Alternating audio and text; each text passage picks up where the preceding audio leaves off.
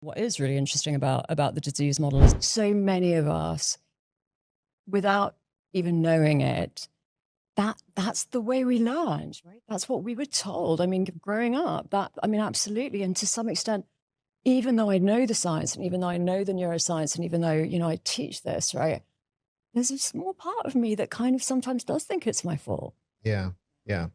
I think if there is a strength to the moral model or if there is a benefit to it, it at least in some way tries to redress that. It tries to say, look, whatever the causes are, addicts do behave very badly. People are damaged by it. So there has to be some sort of recompense, maybe, or some kind of accountability.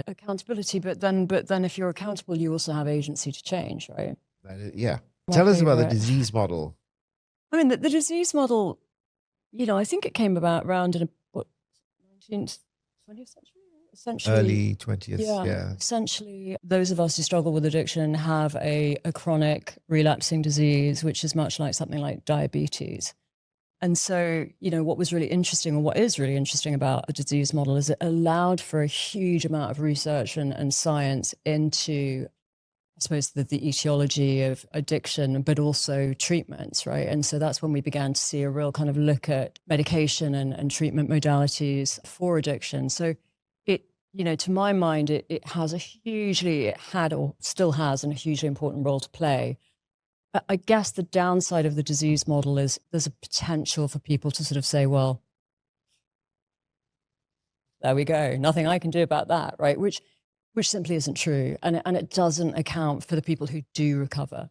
Well, I mean, I think this is where we come back to the adverse childhood experiences study, right? Which is one of the longest and I suppose largest studies on childhood. And, if you look at that study and you look at various different definitions of adverse experiences, are you from a lower socioeconomic environment? Are you the child of a single parent? Do you have a single parents who are absent for working several jobs or whatever?